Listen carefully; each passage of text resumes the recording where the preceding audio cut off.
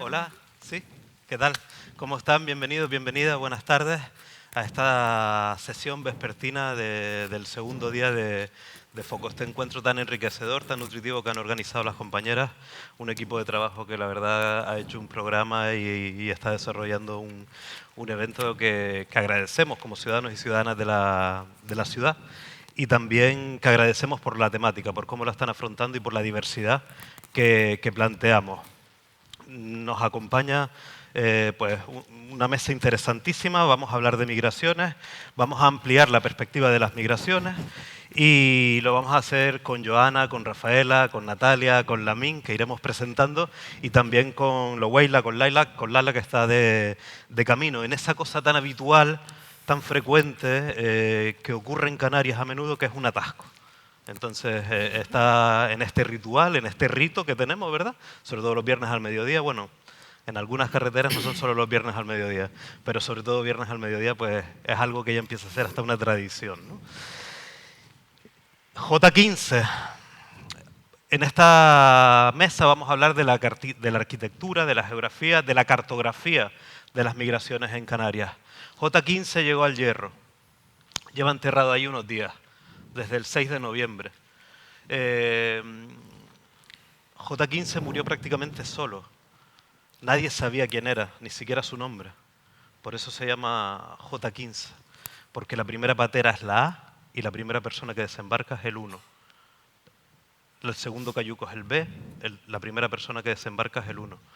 Pues después de 3 vueltas al abecedario, llegamos a la J en el Hierro y la 15ª persona que desembarcó era J15. Llegó vivo, con una herida en la pierna nomás, y ingresó en el hospital por la tarde. A saber por qué él insistió mucho durante la tarde y la noche en hacer una videollamada con un familiar. Pudo hablar con el familiar, le explicó que tenía una herida en la pierna y que no era para tanto, que pronto saldría y que al parecer le habían dicho que lo llevarían a Tenerife, pero lo que tenía era mucho más, era una infección importante con patologías previas no identificadas y que a la mañana siguiente desembocó en una muerte prácticamente irreversible. No dio apenas tiempo de llevarlo en ambulancia al helicóptero. No llegó a salir de la isla del Hierro, que fue la primera tierra que vio, después de 12 días de navegación. Durante 24 horas fue J15. Luego pudimos saber que se llamaba Pape Musa y que Pape Musa era carpintero metálico y que era un tipo trabajador y que antes de montar al cayuco dejó pasar varios cayucos porque había gente y sobre todo mujeres con niños que se querían montar y lo necesitaban. Él decía que más que él, ¿no? Pero si miramos la cartografía y la arquitectura de las migraciones, y en esta mesa y hoy no puedo dejar de hablar de personas como Pape Musa, que no se llama J15, hemos conseguido cambiarlo, lo vamos a cambiar, va a llevar el nombre de Pape Musa, pero un día como hoy, un año como este, no quiero dejar de hablar, si hablamos de las migraciones y hablamos de la cartografía y la geografía de las migraciones canarias, de las personas que llegaron y tienen un espacio en cementerios como en este caso en el ayuntamiento de Valverde. Pero si hablamos de geografía y de arquitectura de las migraciones, también quiero hablar de estas dos huellas y una cruz roja al lado. Parecen insignificantes, pero solamente se encuentran en una ciudad del Estado español. Aquella imagen previa, como ustedes bien saben, es una de las islas más al sur, si no la que más, de todo el Estado. Es la isla del Hierro, el ayuntamiento de Valverde, en el cementerio. Y esta es en uno de los puntos más al norte del Estado. Esta fotografía se encuentra en Irún. Y ustedes dirán, pero dos huellas, ¿qué tipo de arquitectura son? Dos huellas es cuando una persona llega a la estación de guaguas de Irún, cuando se baja y quiere saber dónde puede dormir, hay unas huellas que le guían de la estación de guaguas a un espacio abierto 24/7 donde va a poder pernoctar antes de seguir su camino hacia Francia. Por eso traigo estas huellas. Traía a Pape, traía la tumba de Pape porque le quería recordar, pero traigo también estas huellas porque creo que también nos marcan el futuro, ¿no? Una acogida amable, una acogida que debe ser fraternal y una acogida que debe ser universal para todas las personas que lo necesiten. Yo sin más, no me quiero extender más, pero sí quería presentarles esta mesa de esta manera y le voy a dar el primer paso a la compañera Natalia Aldano. Y hablábamos antes, Natalia, justo en la presentación de esa cartografía, de esa cartografía y geografía de las migraciones en Canarias, ¿no? Y en este caso te quería preguntar por esa cartografía y geografía, pero también por las narrativas, por el discurso. ¿Cómo se está afrontando y cómo lo afrontaría? Bueno, muchísimas gracias por la invitación y a Chema por la pregunta. Bueno, no quería empezar sin agradecer porque compartir este espacio, tanto el ratito anterior como esta mesa con todas estas compañeras y con el compañero aquí, para mí es un placer, ¿no? Entonces, antes de empezar sí quería agradecer y agradecerles también que estén aquí. Las narrativas en los territorios, las narrativas vinculadas al cuidado y vinculadas a las migraciones se están dando con una profunda desigualdad. Yo tenía preparado una presentación, que no sé si está por aquí, en donde lo primero que vemos es esta imagen, que es una imagen bastante recurrente sobre cómo se organiza el espacio y cómo se organizan los cuidados en nuestro país. Para mí es importante compartir con ustedes el trabajo que hacemos desde Raíz. Nosotras desde Raíz estamos acercándonos a la realidad de las mujeres migrantes latinoamericanas que trabajan en el cuidado, y en ese sentido estamos conociendo realidades y situaciones sociolaborales, socioeconómicas, emocionales y de salud también bastante acuciantes. Buenas tardes. Bienvenida. Bienvenida. Y eso nos llevó a pensar y a relacionar algunos conceptos que son lo que quizás quisiera compartir con ustedes hoy, pero desde la mirada de las narrativas, como compartía Chema, ¿no? Desde la mirada de reconocer las palabras de las compañeras que están cuidando a personas mayores, que están cuidando a niños, a niñas, que están cuidando a personas dependientes, que son de origen latinoamericano y que viven hoy en Canarias. Hay una serie de conceptos que nos ayudan a pensar sobre el tema de estos dos enclaves estratégicos, ¿no? Cuidado y migraciones, cómo se relacionan, cómo se organizan. Yo estoy convencida de que la manera en que organicemos el cuidado en una sociedad y la manera en la que organicemos las migraciones nos define, en este caso como país.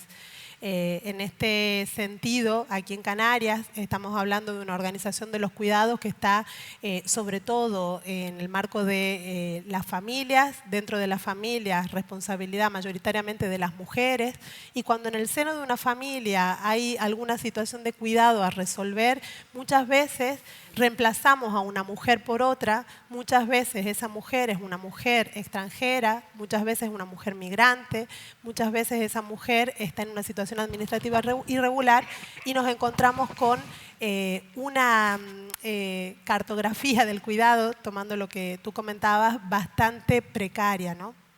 Ayer mismo en una de las entrevistas que hacíamos, una mujer colombiana de 56 años que vive hace mucho tiempo en Los Realejos, en una zona de medianía en Tenerife, me contaba que está cuidando a un señor que tiene Alzheimer. Ese señor necesita, por supuesto, una persona que le acompañe, y la familia encuentra el desahogo del cuidado en esta mujer. Esta mujer además tiene a su familia y durante un montón de años estuvo trabajando para traer a su hija. Trajo a su hija, trajo también a su nieto, y su hija y su nieto no tienen dónde vivir. Entonces, de una manera un poquito sin permiso y sin hacerlo transparente, viven las tres personas en la casa del Señor. Todo esto nos muestra una cartografía, un mapa, una escena, en donde lo que creo que tenemos que pensar es que el problema no es esta mujer, el problema no es la situación de cuidado de esta familia, sino que tenemos un problema social que abordar y que de alguna manera seguimos dándole la espalda, ¿no? A mí me gusta mucho traer los discursos de ellas porque son la narrativa más clara, la narrativa más sentida, y también la que nos permite, al menos en mi caso, trabajar con ellas, la posibilidad de construir y de subvertir esas historias, ¿no? Y de crear narrativas nuevas. Cuando le preguntamos a una mujer por qué está dándose esa situación de cuidado, ella me dice: los canarios prefieren a una extranjera para el trabajo de interna, porque a nosotras no nos queda otra. O somos flexibles, disponibles, aguantamos lo que sea, trabajamos por 4 duros, no porque seamos más tontas, más pasivas, sino porque la ley de extranjería y las instituciones nos arrinconan, no nos dejan alternativas. Esto nos lo decía una mujer venezolana de 43 años que trabaja como empleada de hogar interna en Tenerife. Ahí aparece otro de los elementos que está en este puzzle, ¿no? La gobernanza de las migraciones. ¿Qué pasa con la ley de extranjería? ¿Qué pasa con las instituciones? ¿En qué medida somos capaces de reclamar instituciones? ¿O en qué medida somos capaces de visibilizar ese racismo estructural que la ley de extranjería dibuja y que lleva a las mujeres a unas situaciones de trabajo de absoluta vulnerabilidad, ¿no? La ley de extranjería, esta manera que estamos teniendo de organizar las migraciones y de organizar el cuidado, necesita mano de obra empobrecida, necesita mujeres capaces de aceptar trabajos que probablemente otras personas en otras condiciones, en otras situaciones no aceptaría. Ahí se cruza otra vez otro de los conceptos que está aquí, que es el de interseccionalidad, el cómo desde las políticas que estamos llevando a cabo, en donde entendemos múltiples discriminaciones, pero no estamos abordando ese cruce de vulneración y ese cruce de desigualdad que se da en este caso en una mujer migrante en una situación administrativa irregular que trabaja en el ámbito del cuidado. Puertas para adentro, ¿no? En donde, y otro elemento que aparece ahí, aparece un concepto que podría estar bastante avanzado, que es el de división sexual del trabajo. Cuando las mujeres, puertas para adentro, no tenemos posibilidad de saber qué está pasando en el seno de esas familias, no tenemos posibilidades de saber cómo mejorar esa situación sociolaboral y llevamos a esas mujeres a una situación de, como Rafael en muchas oportunidades ha comentado, ¿no? de esclavitud moderna. Eso está pasando en nuestro territorio, eso está pasando no solo en las ciudades, sino también en las islas menores o minorizadas, como dice un compañero, está pasando en la zona de medianía, en donde muchas veces nos pasa que mujeres llegan pensando que llegan a España, que llegan al territorio canario, directamente a un caserío en, por ejemplo, la isla de La Gomera, a trabajar como internas en una familia y muchas veces ni siquiera saben exactamente cómo han llegado a esa situación, ¿no? Si quieren, Chema, con este discurso damos paso a otro, pero me gustaría también compartir lo que nos cuenta una compañera trabajadora social en estos procesos de ir conociéndolas, de ir escuchándolas, de ir viendo cómo configuran su situación social y laboral, ¿no? Ella nos decía, las mujeres extranjeras se incorporan como internas y las condiciones dejan mucho que desear, pero ellas lo viven agradecidas. No tienen ni un momento para hacer trámites. Siempre es para el cuidado de personas mayores a muy bajo coste y en horario de lunes a viernes, 24/7 por 200 o 300 euros. No tienen papeles. Aquí hay un problema enorme con el alquiler por el tema vacacional y no consiguen alquilar. Sobre todo mujeres latinoamericanas que además dejan a sus niños en origen. Todo el dinero que cobran lo envían a sus familias allá. Tienen una fortaleza enorme. Una usuaria me decía, la depresión es de europeos. A largo plazo tendrá consecuencias. Esto se da más al interior de la isla, donde está la población más envejecida y tienen más dificultades de desplazamiento por la orografía de la isla. Viven en caseríos. Esta es una compañera trabajadora social de La Gomera. Entonces, para poder darle la palabra a otra compañera, me gusta muchísimo, ya que mañana es 25 de noviembre, esta pancarta que dice... la abuela que cuida al hijo de la madre que migró para cuidar a la hija de la madre que salió a trabajar está cansada. Porque esto de las cadenas globales de cuidados que estamos encontrando muchísimo en las narrativas de estas mujeres está llegando al punto límite y está siendo agotador, sobre todo para estas mujeres. Gracias, Natalia. Y lo cierto es que para gozar del desarrollo, gozar del privilegio de, como por ejemplo, estar aquí hoy, esta tarde, con estos recursos, con estas instalaciones y en nuestro día a día en esta zona del mundo, el Estado se beneficia y se aprovecha de muchas personas desprovistas de derechos, como todas estas, ¿no? que vamos a ir nombrando. Y esto es algo muy patente y con lo que nos encontramos cada día, ¿no? Que nuestro desarrollo, nuestro bienestar descansa en el abuso. Y creo que tomar conciencia de ello nos puede sacar a todos y todas juntas más fuerte del lugar en el que nos encontramos. Quiero darle la palabra ahora a Lamin Saar, activista antirracista de la Fundación Fundec. Nos hablaba Natalia, ¿no?, de esos testimonios de estas mujeres que llegaron en avión y apenas ocupan espacio en medios de comunicación, no tanto ni mucho menos como los que ocupan las personas que llegan en cayuco, que están constantemente siendo expresados en medios de comunicación.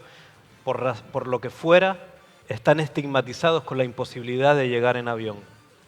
Se les impide llegar en avión a la mayoría de ellos y ellas. Y es la única forma que les queda. Lamin, desde la organización Fundec, acompañaba en un proyecto que tenían y que tienen a chicos a hacer trámites a los ayuntamientos, al hospital. En esta zona del mapa, Lamin, ¿qué nos encontramos? Hola, buenas. ¿Ya? ¿Me escuchan, no? Sí. Vale. Bueno, hola, buenas tardes a todos y a todas. Que mi nombre es Lamin, soy de Senegal y llevo aquí 3 años. Vengo de Pateras, ¿no? Que nada, y estoy trabajando en la Fundación Fundec y activista del colectivo Dignidad Negra también. Y el año pasado hemos hecho un proyecto que se llamaba Acompañamiento de las Personas Inmigrantes. O sea, de acompañar a los chicos en el ayuntamiento que todavía no saben cómo hablar español, y también en los centros de salud y también en varios lugares para solucionar algunas cosas. Pero que muchas veces que, por ejemplo, que nos vayamos en algunos lugares como en el centro de salud o como en el ayuntamiento, hay veces te tratan de una forma de como que te hacen sentir que tú eres negro, de muchas veces. De que, por ejemplo, muchos de los chicos que acaban de llegar, hay algunos que no pueden tener como la tarjeta sanitaria, y si no tienes la tarjeta sanitaria, casi no va a tener como derecho por del salud. Y luego te hacen como esperar muchas veces, hay veces te denegan, no te contestan, hay veces les preguntas cosas, te hacen como esperar muchas veces. Y en el ayuntamiento también te va ahí y te piden, por ejemplo, como documento para poder hacerte como para poder empadronarse. Y sabemos todos que un chico que se acaba de llegar, que no va a poder tener como los papeles suficientes para poder empadronarse. Y yo creo que hay una ley que dice, por ejemplo, hasta que si la persona vive debajo de una farola, tienes propio derecho de empadronarse donde estás viviendo. Así que, vamos, estas cosas me parece como un poco racista, ¿no? Que las cosas se le llaman en su nombre, ¿sabe? Y hay veces mucha gente pregunta, por ejemplo, ¿por qué hay un montón de pateras? Seguro que mucha gente está preguntando eso, que este año hemos visto que ha llegado un montón de pateras en Isla Canaria. Pero para mí, muchas veces dicen que también, por ejemplo, que los inmigrantes o que los chicos que se acaban de llegar son un cargo en Europa. No son cargos, sino, vamos, que Europa es el problema, que no quiere reparar. ¿Por qué cogemos la patera y venimos aquí? Tenemos que parar un poco y hacer una pregunta, ¿por qué lo hacemos? Porque si uno está haciendo algo, no que le está haciendo por un gusto. Y cada uno le gustaría estar al lado de su familia, recibiendo el abrazo de su mamá cada segundo, ¿no? Como todo el mundo. Pero que ya no tienen como opciones, que vienen los barcos de Europa a pescar nuestros peces que tenemos. Yo era pescador y yo pescaba casi toda mi vida. He dejado los estudios casi en los 9 años para ir a pescar. Y hubo un momento que nos vayamos y volver sin ningún pescador, sin ningún pez, ¿sabe? Porque hay un montón de barcos de europeas que están ahí, vamos recogiendo todos los peces que tenemos que coger nosotros. Y si ustedes dais cuenta, casi todos los chicos que acaban de llegar aquí o que han llegado aquí en Isla Canaria son pescadores, ¿sabe? Que viven en los barrios allá en Senegal, que son barrios de pescadores, son hijos de pescadores. Pero ya no pueden ni pescar ni nada. Por eso cogen la patera y vienen aquí. Y yo digo que no vienen solamente, que vienen para buscar lo que es de nosotros, ¿no? Que no que venimos, que muchas veces dicen que no. Los chicos vienen para no sé qué, hay veces nos llaman como ladrones, lo digamos. Hay veces nos identifican como un delincuentes, muchas veces. Hay veces en la guagua, te entras en la guagua y te sientes al lado de un señor o una señora, se coge su bolso y se piensa que tú le vas a robar. Hay veces uno se pierde en la calle y se va yendo a un señor para preguntarle por dónde estoy y te alejan. Como si que se piensa que tú le vas a quitar el teléfono. ¿Sabe? Y los chicos nos vienen aquí, por ejemplo, en Nepal. Tío, vamos a ver. Vamos, en los años atrás, que ha hecho Europa contra África. ¿Por qué no quieren hablar en eso? Que muchas veces en hablar de África no se hablan, por ejemplo, de lo que pasó, de la historia, sino solamente siempre hacen querer, y con el sistema también, que África es el problema, África es el cargo, África es no sé qué, no sé cuánto. Y siempre en las imágenes suelen mostrar imágenes que no son reales. ¿Sabe? Pero vamos a ver, por ejemplo, en Guinea Ecuatorial, ¿cómo se llama? Sí, no, eso del Guinea Ecuatorial, no sé, sí, eso, del donde vive mi hermano, ¿va? Pues ahí, vamos, mira a ver lo que han dicho ahí los españoles. Guinea Ecuatorial. Sí, vamos a ver. Y también vamos en otros países, como en Senegal, mira lo que está haciendo Francia. Senegal tenemos todo, África que tenemos todos. Sí, por ejemplo, en Arabia Saudí, ahí tienen solamente petróleo. Y mira cómo están tan avanzados. ¿Sabe? Y África tenemos todo, pero no podemos avanzar en ninguna manera. ¿Por qué? Porque los dirigentes de Europa no dejan a los presidentes de África que toman sus propias decisiones. Y nos roban y nos siguen robando. Y luego, después de ahí, tú coges una patera y venir aquí y te vienen a decir, no, tú vienes a robarnos. Pero ¿quién ha sido el ladrón primero? Pero las cosas se le tienen que decir, que las cosas se llaman en sus nombres. Vamos a ver, que nadie viene aquí para hacer nada, que los inmigrantes son no sé qué, no sé cuánto. Porque si no paramos de trabajar, a los que están trabajando en la finca, ¿quiénes son? Los chicos inmigrantes. A las que están cuidando, nuestras hermanas, nuestras madres que están cuidando aquí a las personas mayores. ¿Quiénes son? Bueno, tú coges una española y le llevas ahí en el finca de invernadero para que se recogea ahí albahaca, a ver qué te va a decir. No vas a ir nunca. Y te vas en los invernaderos ahí, los que están ahí casi todos son inmigrantes. Yo estoy contando algo que yo he vivido, porque yo vengo de Patera, he estado en las raíces. Y todavía sigue teniendo mi tarjeta de las raíces, del campamento de las raíces. Y he llevado ahí en las raíces como 4 meses. Y hemos vivido cosas súper chungos. Y cada vez que vienen ahí a hacer vídeo a los chicos como entrevistas, pues no les preguntan nunca sobre la realidad que hay ahí dentro, sino cómo te está acompañando en España. Para que tú darás pena como frente de las cámaras y de que, ay, no sé qué, no sé cuánto. Pues tú estás recibiendo lo que es tuyo. Vamos a ver, eso es lo que hay. ¿Sabe? Aunque a veces, vamos, la verdad duele, como todos, pero eso es la verdad. Y también vamos a ver que los chicos menores que están en los centros de menores aquí están viviendo, por ejemplo, también una situación súper chungo. Los chicos menores que están ahí, porque casi muchos de los chicos menores ahí en el centro, vamos a ver que si los que están trabajando en los centros también, que les hacía como falta hacer una formación antes de ir a trabajar en unos centros de menores como mediador intercultural. Pero casi muchos que están trabajando en los centros de menores no han hecho el curso. Y luego se van culpando los menores, que son no sé qué, no sé cuánto. Y los chicos no tienen ninguna culpa. ¿Sabe? Según cómo se tratan los chicos también les contestan así. Eso da igual, porque vamos, aunque sabemos que, por ejemplo, los menores de Europa y los menores de África no les tratan igual. Siempre hay una diferencia. Y menores y menores.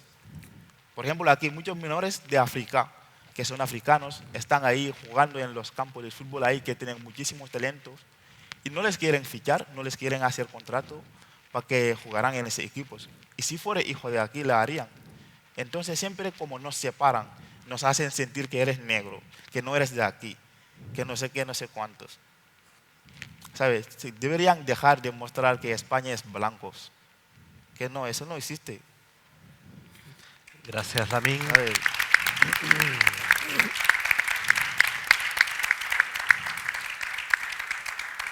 Gracias por el enfoque y el testimonio. Seguimos con Joana Flores. A Joana, la primera vez que la vi, perdona que que cuente esto, era solicitante de protección internacional venezolana, era profesora de la Universidad de Venezuela, se tuvo que ir, llegó acá. Lo primero que vio fue la arquitectura del aeropuerto donde la pararon y le hicieron renunciar prácticamente a su país para poder entrar. Y a partir de ahí empezó una nueva Joana y una nueva vida, ¿no? Y desde entonces no ha parado de trabajar, como bien decían antes las compañeras y como bien sabe ella, ¿no?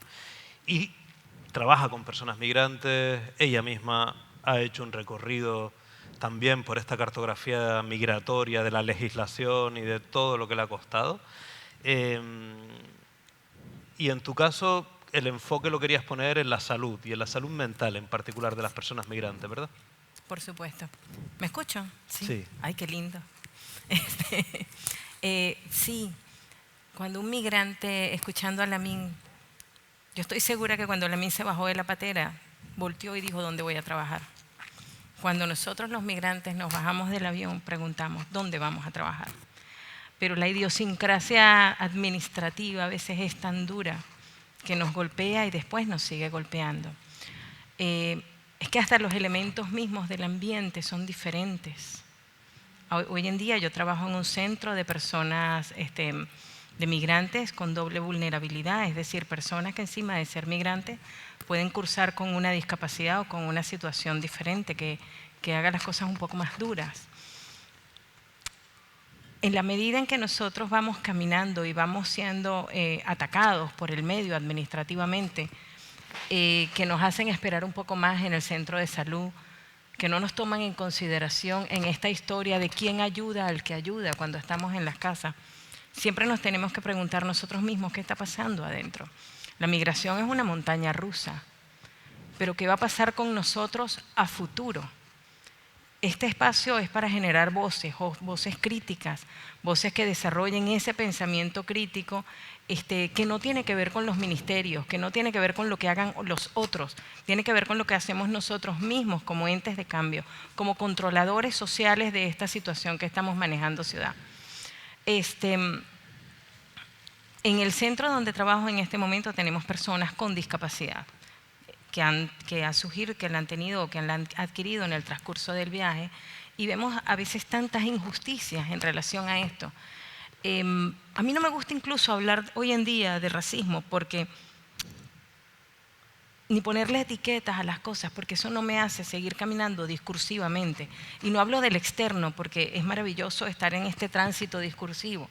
Me parece que para mí misma tengo que trabajar sobre las potencialidades que tenemos, porque la voz crítica a nivel social también significa hablar de las potencialidades que tenemos. Dentro de nuestro centro de migrantes podemos ubicar a chicos que tienen discapacidad físico-motora por amputación de miembros, que los han seguido amputando y que los han seguido amputando, pero que cuando vamos al hospital los han tratado maravillosamente bien, con unos equipos de súper profesionales. La atención a la infancia cuando está hospitalizada, no hablo de la prevención que prácticamente es nula, cuando está hospitalizada es excelente en Canarias, es muy buena.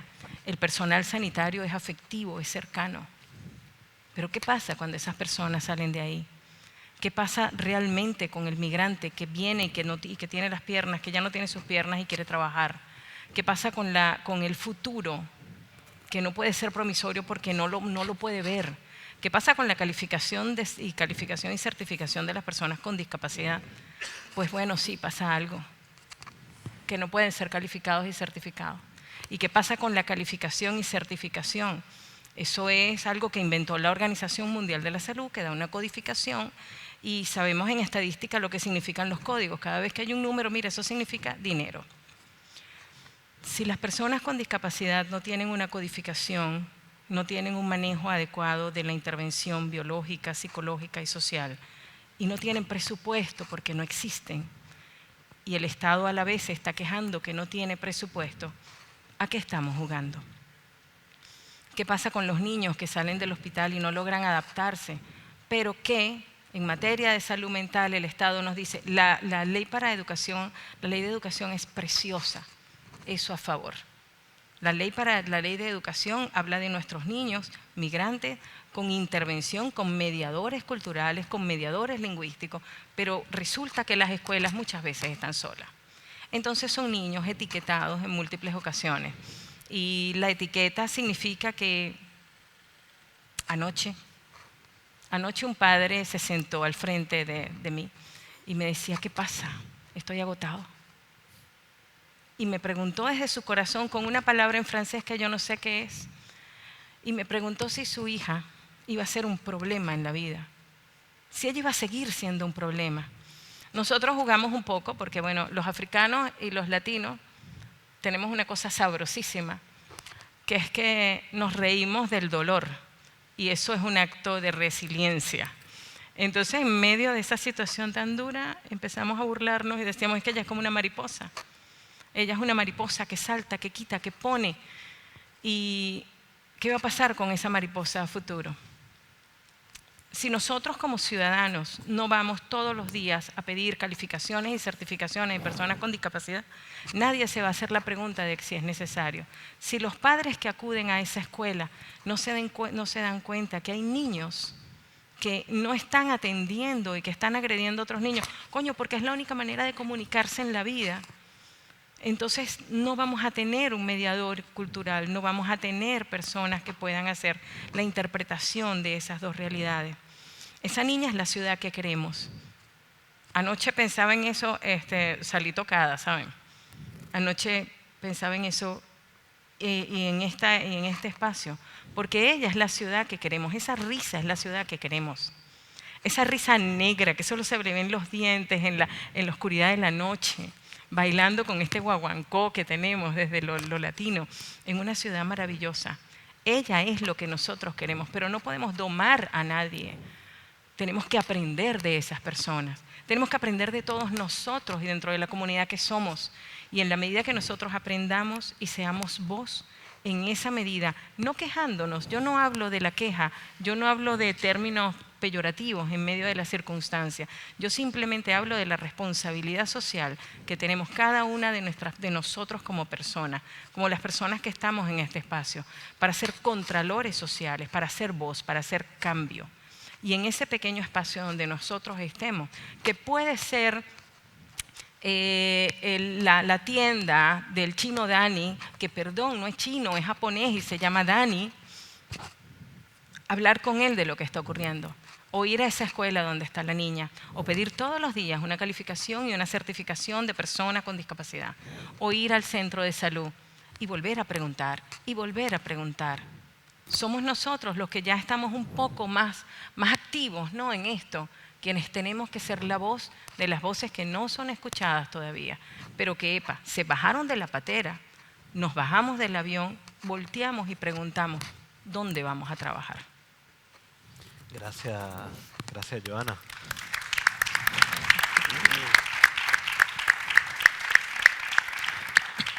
Y si hay un pilar, todos lo son, ¿no? Los informales también, pero si hay un pilar formal y legal importante en esta arquitectura es la justicia, o debería de serlo, Lala. Debería de serlo porque no siempre, ¿no? Y ahí tú te has bregado, te llevas bregando años, enhorabuena, esta semana te premiaban por ello. Llevas bregando años, ¿qué hemos construido? ¿En qué hemos avanzado y qué nos queda por construir?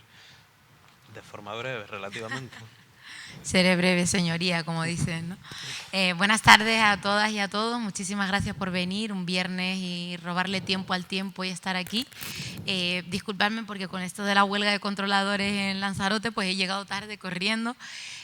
Muchísimas gracias a los organizadores y a la organización y a FOCO por haberme invitado, que ya conocíamos a muchas de las personas que están aquí por Carmala Cultura y su trabajo también que ha hecho durante años, y gracias a los ponentes también. Yo creo que la pregunta que me hace Chema, sintetizarla en 10 minutos es imposible, sobre todo porque ahí hay como una montaña constante en la justicia. Yo veía esta semana como Shakira ¿no? Después de haber, de alguna manera, evadido fiscalmente y haberse conformado, con 3 años de prisión no ingresaba en prisión. Y yo veo como los chicos que vienen en una embarcación, que se han jugado la vida y que el propio criterio aquí de criminalizar la inmigración y criminalizar la inmigración irregular les condena a 3 años y se tienen que conformar, y las consecuencias que tiene sobre su vida a pesar de no haber cogido la embarcación, pero porque otras 2 personas han dicho que sí, que la han traído ellos y ya tienen que asumirlo y tienen que ingresar en prisión. Entonces la justicia, que parte de un sistema clasista y racista, no es justa. Y cuando las interpretaciones se hacen desde una perspectiva del privilegio, que antes hablaban Chema del privilegio y la compañera de la responsabilidad, tenemos que reformularla. Es verdad que yo no puedo ser pesimista porque veo siempre luz en este túnel, y la luz también es que Lamin lo consiguió, que Lamin sobrevivió, que Lamin ahora va a conseguir regularizar su situación, sí, pero ¿y cuántas personas se han quedado en la ruta de Canarias? Más de 8.000 personas que han desaparecido. ¿Cuántas personas vamos a seguir contando en el mar? Las jornadas van sobre la reparación y las fronteras. Yo creo que hay una frase que yo siempre repito y que me he adueñado de ella, que es que o se para esta neocolonización o se asume la migración. No es casualidad que el Global Sur, que las personas que venimos del continente africano y que venimos del sur de Latinoamérica, seamos las que estamos hoy aquí saliendo de nuestros países, siendo tan ricos como son. No es casualidad que yo esté viva aquí sentada cuando España, el Estado español, colonizó mi país, el Sáhara Occidental, firma acuerdos comerciales con Marruecos a costa de la vida de mucha población saharaui que sigue en las cárceles y que no puede hablar como lo hago yo hoy sentada aquí con un altavoz, y eso también parte del privilegio y de la responsabilidad de quien hemos conseguido salir y hoy estamos aquí. Pero creo que hay una cuestión que es clara, que es que a lo mejor nos tenemos que empezar a reformular: ¿a quién le interesa esta deshumanización?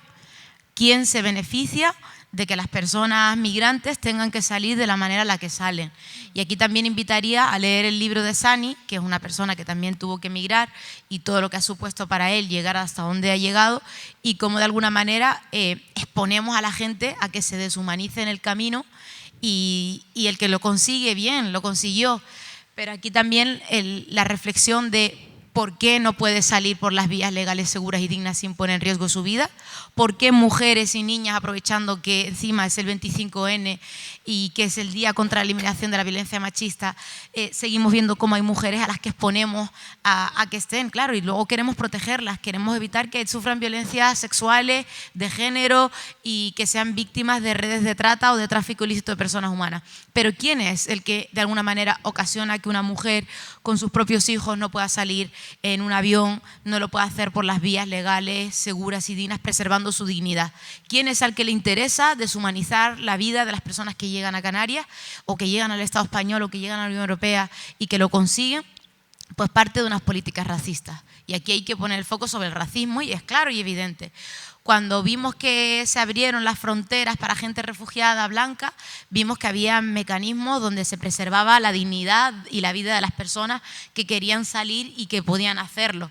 Se abrieron las fronteras, se abrieron los mecanismos de protección internacional, y vimos que había mecanismos para preservar la dignidad de las personas. Y cuando la dignidad de las personas de alguna manera se garantiza, todo lo demás viene de la mano. Y cuando la dignidad de las personas se pisotea y lo único que vemos es a personas racializadas o negras que llegan, que están con una manta de Cruz Roja, que no tienen nombre, que no tienen rostro, sino un color de piel negro, y que no sabemos, y que lo que hay mediáticamente es una avalancha, una crisis migratoria, pues el impacto de la visión sobre esas personas y esos cuerpos está claro que parte de una imagen construida desde aquí. En primer lugar, porque ¿dónde terminan esas personas?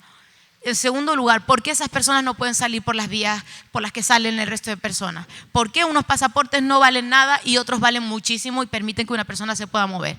¿Y qué consecuencias tiene eso? Es decir, que el 80% de las mujeres en situación de prostitución en el Estado español sean migrantes en situación administrativa irregular es una consecuencia directa de este sistema capitalista, que quiere que las mujeres migrantes vengan aquí a ser prostituidas, a que tengan que verse abocadas a la explotación sexual. O sea, esto es responsabilidad directa de este Estado. Y después, que el hecho de que las personas migrantes sean los cuidados de hogar, las frutas, las naranjas, las verduras de este país, la construcción, también es una consecuencia directa de esa explotación laboral, de esos delitos contra los derechos de los trabajadores. Y constantemente cómo buscamos criminalizar al que migra, al que sale, al que quiere mejorar su vida, en lugar de replantearnos que nosotros somos los responsables directos. Yo, ahora, como refugiada migrante, que también está bien ahora situada económicamente, también soy responsable de que haya gente que salga de sus países. Es que la frase que antes trasladaba Chema, de que nosotros nos podemos sentar hoy aquí y trasladar este mensaje y hablar y encontrarnos, también tiene una consecuencia directa sobre gente que no va a poder vivir. Entonces empezamos a reformularnos nuestra responsabilidad desde el privilegio, incluso después de haber sufrido la neocolonización, la colonización, y tener que haber salido de nuestros países, o difícilmente vamos a poder de alguna manera reestructurar este sistema. Y yo creo que aquí, desde luego, cuando un Estado busca encontrar a los responsables de una situación cuando son ellos propios, es tirar, por así decirlo, la pelota a otro tejado. Yo no creo que los Estados sean responsables de la totalidad. ¿Sí? También es un fracaso para nosotros, los migrantes, que hemos tenido que salir de nuestros países, formarnos fuera y ver que no puede haber un cambio en nuestros Estados porque todavía también sigue imperando esa colonización, sigue imperando de alguna manera también el racismo, el machismo, las estructuras de poder y la corrupción. Esto es una realidad. Para que a ti te puedan dejar salir de Senegal, tienes que entrar en las manos de la corrupción también del país en el que estás. Tienes que entrar en la corrupción del consulado español que está en Dakar. Y esto es una realidad. Entonces, ¿quién la ocasiona? ¿Y a quién le interesa esa deshumanización? ¿Y con qué fines es? Para explotar a la gente. Pues que a lo mejor sería un triunfo empezar de alguna manera a reformularnos que estas políticas son racistas y que no van a cambiar porque están basadas en el racismo y en la explotación. Y quizás sería un triunfo para nosotros reformularnos que nuestra responsabilidad dentro de los privilegios abarca que la gente tenga que salir de la manera en la que sale. Y que quizás si empezamos de alguna manera a exigir que, oiga, no, es que hay visados por motivos de razones humanitarias, es que hay visados para que la gente pueda venir con una contratación y trabajar aquí con una autorización de residencia de origen. No, es que hay un mecanismo que permite que las mujeres o las personas refugiadas pidan asilo en la embajada. Artículo 39 de la Ley Reguladora del Derecho a Asilo. No, es que nosotros tenemos legislación que ampara y que de alguna manera... Te cortaron. Uy, ya querías que me callara, ¿no? No. Bueno, creo que... A ver, ¿ahora? ¿Ahora? No. ¿Hola? No. Sonido. No sé si le doy paso a... Sí. Luego retomamos con... o remata esa frase. Ya ni me acordaba, me habéis censurado, ¿eh? Que a lo mejor desde esa perspectiva tenemos que empezar a exigir que si hay mecanismos que de alguna manera preserven la dignidad de las personas y que les permita salir sin deshumanizarlas para explotarlas, quizá este sistema capitalista se muere, porque no tiene a mujeres migrantes en situación de explotación sexual, ni tiene a migrantes en situación de explotación laboral. A lo mejor tenemos que empezar a reformularnos y quién se está beneficiando de esto, ¿no? Desde luego que seguir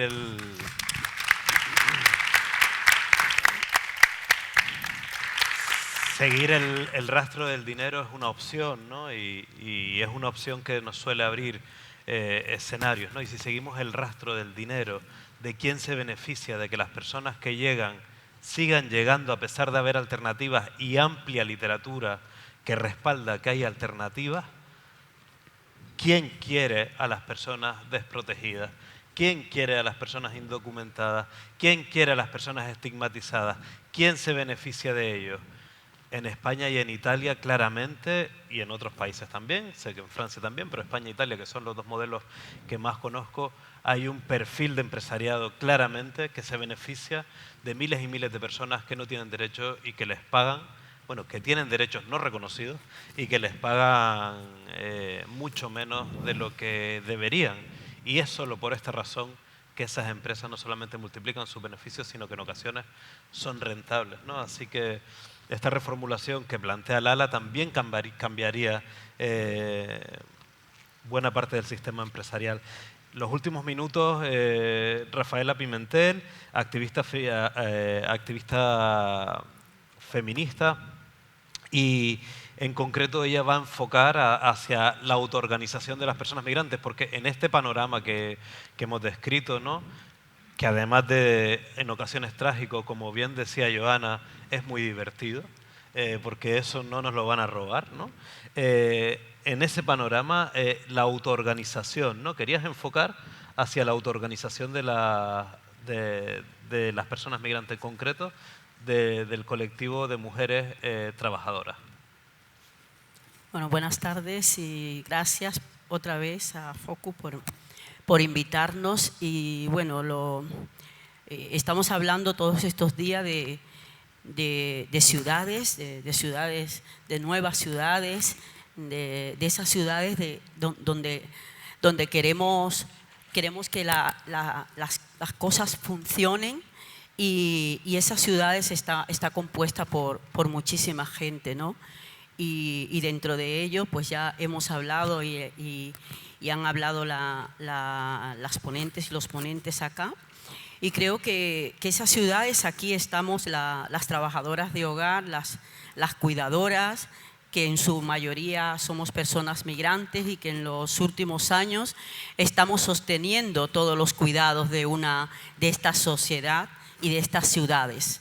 Estas ciudades donde las personas que realizamos este trabajo, pues muchas veces no tenemos derecho y tenemos toda la situación que han planteado. Pero también a mí me gustaría decir que esas personas que estamos en esas ciudades también nos autoorganizamos.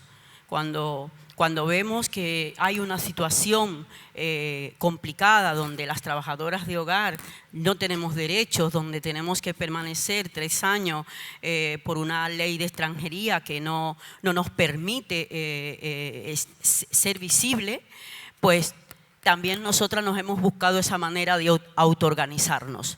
Y es lo que ha pasado en los últimos años con las trabajadoras de hogar, que estamos organizadas, que estamos luchando por derechos, no solamente derechos laborales, sino que ya estamos luchando por un derecho al cuidado y estamos luchando por políticas públicas de cuidado. Y que en esto no es solamente la lucha de las trabajadoras. Ahí es una lucha de todos y de todos, como ya hemos dicho en los últimos días. A nosotros nos parece importante hablar de la autoorganización, porque cuando las trabajadoras de hogar nos organizamos en el 2006, comenzamos a organizarnos, pues teníamos todas las problemáticas, las de antes y las que podemos tener ahora. Porque también el presentarte y el hablar en primera persona, eso es otro grave problema que tienes que transitar. Entonces, cuando nos comenzamos a organizar, nos organizamos desde lo que teníamos. ¿Quién tiene las dificultades más grandes que tenemos las trabajadoras de hogar? Y nosotras siempre decíamos, nos organizamos, hacemos lo que hacemos con lo que tenemos. ¿Y qué teníamos en ese momento? Un montón de mujeres que habíamos llegado y lo primero que nos habíamos puesto a hacer era el trabajo de hogar, los cuidados. Y claro, después de sufrir muchísimo, llorar entre nosotras, reírnos, ridiculizar todo esto que nos estaba pasando, pues pasamos a hablar de que esto lo tenemos que pelear. Porque si no nos organizamos para pelear nuestros derechos, pues es muy difícil que podamos conseguir las cosas. Y sabemos que es complicado organizarse y autoorganizarse. Pero nosotras nos hemos organizado. Muchísimos colectivos se han organizado para luchar desde ahí, dar las voces. Y por eso es que he dicho que a mí me gusta hablar sobre esto, porque es de las cosas que nunca decimos. Siempre hacemos análisis, que está bien, de toda la situación, cómo estamos, qué nos está pasando, pero pocas veces decimos cuando una mujer, una trabajadora de hogar gana un juicio apoyada por sus compañeras y sus compañeros y sus vecinas, muy pocas veces lo decimos. Es como que en la autoorganización no pase nada, como que no nos pasa nada. Y sí pasa, sí que es verdad que es poco, pero creo que cada vez que damos un paso y esas pequeñas victorias tenemos que celebrarla, porque eso es lo que va a hacer contagiar a otras personas para que sigamos luchando por esto. Entonces, yo en esas ciudades que queremos construir, que queremos remodelar, ahí en esas ciudades vivimos personas. Y esas personas tenemos que tener unos derechos. Y los derechos se consiguen también autoorganizándonos y además apoyándonos y sosteniéndonos entre todos y todas. Porque esto no es una lucha de las trabajadoras de hogar solamente. Es una lucha de todas porque el derecho al cuidado lo tenemos que construir entre todas y todes. Tenemos que saber qué cuidados queremos y para quiénes son esos cuidados. Y esas cosas las tenemos que construir entre todas. Yo le voy a dejar un vídeo porque yo creo que las imágenes son mucho más. Yo no digo que el hablar, porque a mí me gusta muchísimo hablar. Yo no digo que no sea, pero yo creo que las imágenes y yo creo que a lo largo de todos estos días, por eso voy a dejar un vídeo que es cuando conseguimos la ratificación del convenio 189 de la OIT y además conseguimos que las trabajadoras de hogar tuviéramos paro. Que a partir del 1 de octubre todas las trabajadoras de hogar tenemos el derecho al paro. Es verdad que no lo conseguimos retroactivo, pero hemos conseguido y seguimos peleando. Así que le dejo el vídeo para compartirlo con todas vosotras porque eso es una victoria de todas y de todes.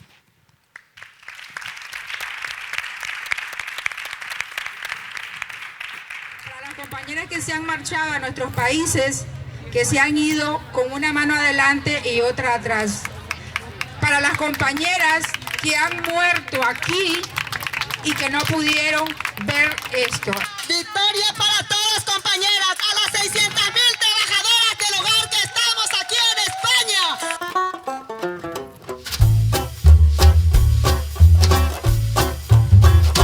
Míralas, míralas, míralas, míralas, empleadas del hogar. Míralas, míralas, míralas, míralas, dispuestas a denunciar. Míralas, míralas, míralas, míralas, aquí están, aquí están, juntas y revueltas, sin ninguna vergüenza vamos a cantar.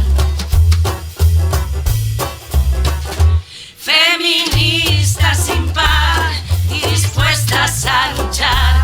Míralas, míralas, míralas. Feministas sin par y dispuestas a luchar. Míralas, míralas, aquí están. Que las mujeres sí podemos,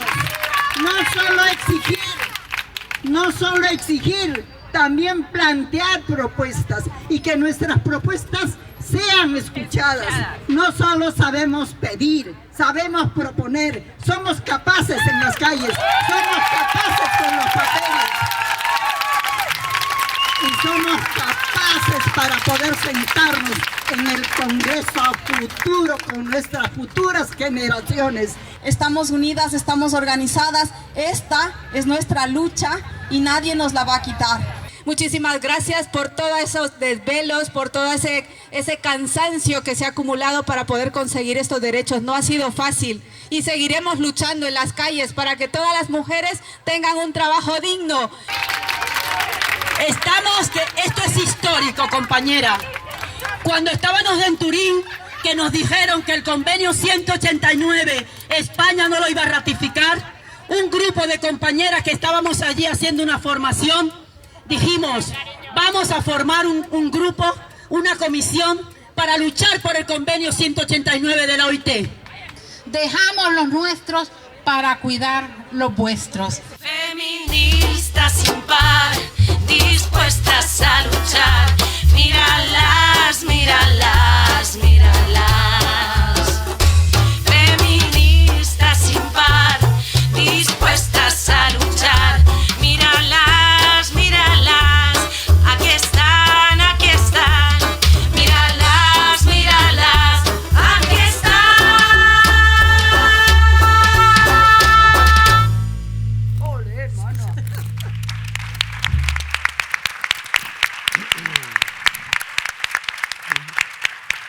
Enhorabuena, enhorabuena por esta lucha.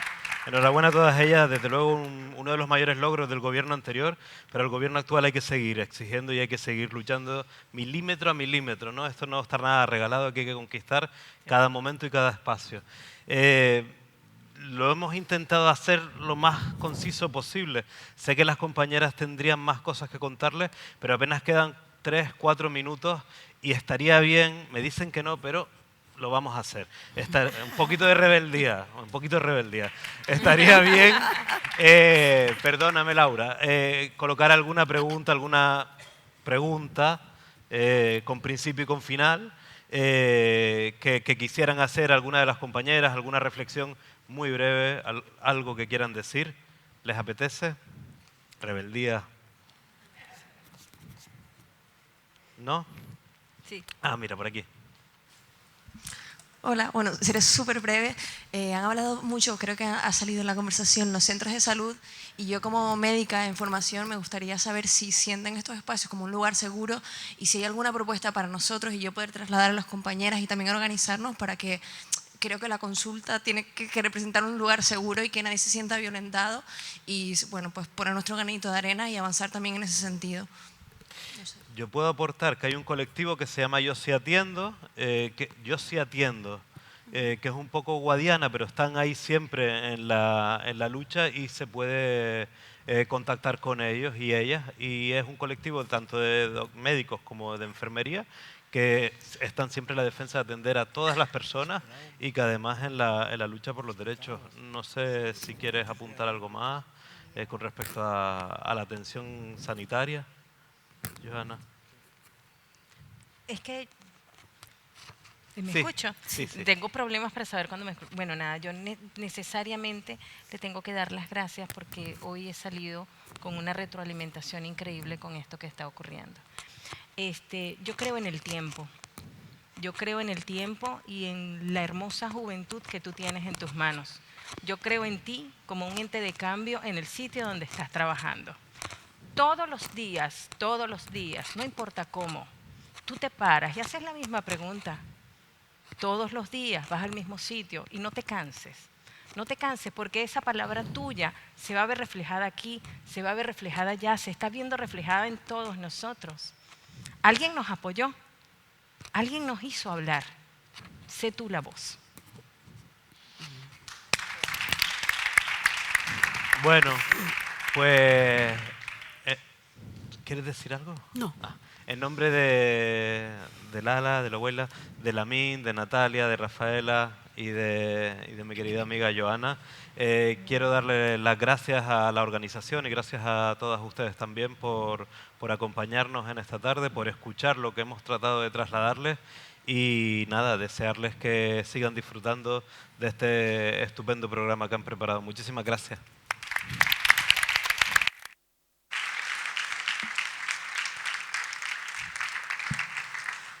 Muchas gracias a todas. Ahora vamos a tener aquí la mesa de ciudades comunes y al lado la vinculada a atención primaria, donde podemos